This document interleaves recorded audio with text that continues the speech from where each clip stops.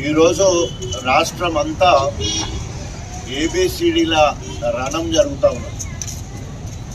ఈ ఎస్సీలను ఏబిసిలుగా వర్గీకరించాలని సుప్రీంకోర్టు ధర్మాసనం రాజ్యాంగ ధర్మాసనం తీర్పిచ్చిన తర్వాత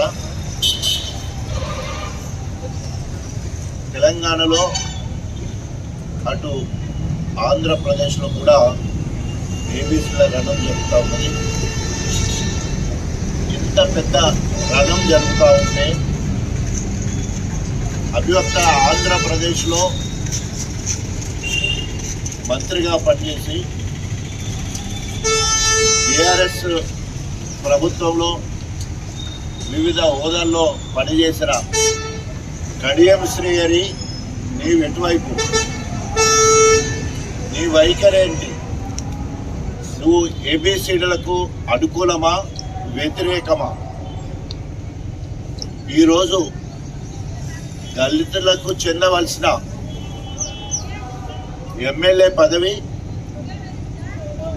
మాదిగా ఉపకులం అని చెప్పుకుంటున్న బైన్ల కులానికి చెందిన వాడిగా నువ్వు ఎమ్మెల్యే, అదేవిధంగా నీ బిడ్డ కడియం కావ్య గారు ఎంపీగా ఉన్నారు.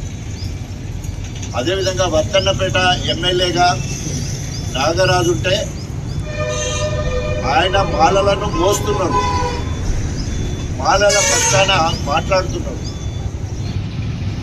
ఈరోజు మళ్ళీ ఇప్పుడు నువ్వు నీ వైఖరేంటి?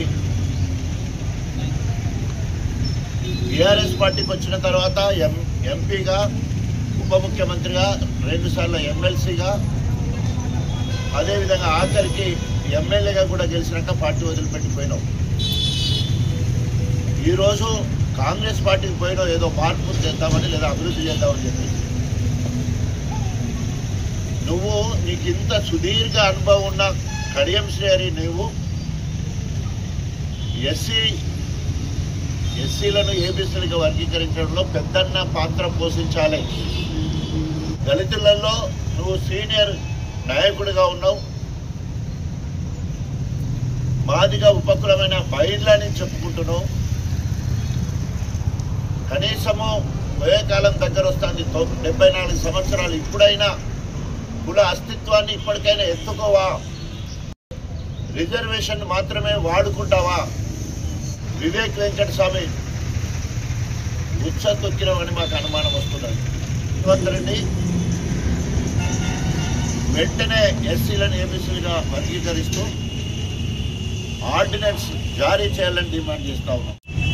కమిటీల పేరుతో కాలయాపన చేస్తూ ఉన్నాడు రేవంత్ రెడ్డి గారు. ఎందుకంటే నేను గెలవడానికి మాదిగలే కారణం. నా సామాజిక వర్గం నేను ముఖ్యమంత్రి కాకుండా చూస్తే మాదిగలు నన్ను ముఖ్యమంత్రి చేశారు అని నిండు సభలో చెప్పినంత ముందేమో మాదిగలను పొగుడుతుంటాడు, నా ఎదుగుదలకు కారణమని. ఎనికేమో మాలలను ఎగేస్తుంటాడు. ఈరోజు వివేక్ వెంకటస్వామి, వినోద్ వెంకటస్వామి, డాక్టర్ వంశకృష్ణ, ఒక కుటుంబానికి సంబంధించిన 3 మాల వాళ్ళు ఈరోజు వర్గీకరణకు వ్యతిరేకంగా పనిచేస్తూ ఉన్నారు.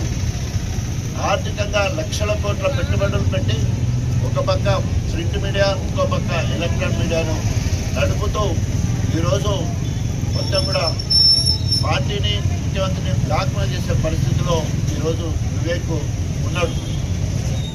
రేవంత్ రెడ్డి మాలల చేతిలో కీలు బొమ్మలా ఉన్నాడు. ఈ మాల మాదిగల కొట్లాటలో నా ముఖ్యమంత్రి ఊడిపోద్దనే భయం ఉండదు, నా ముఖ్యమంత్రిని ఊడగొట్టుకోవాలా మీరు చేయబట్టి అని చెప్పేసి మాట్లాడిన సందర్భం. ఎదిగిన మాలలు ఎవరైతే ఉన్నారో వివేక్ వెంకటస్వామి గారి ఆధ్వర్యంలో ఏబిసిలకు అడ్డుపడడం జరుగుతూ ఉంది.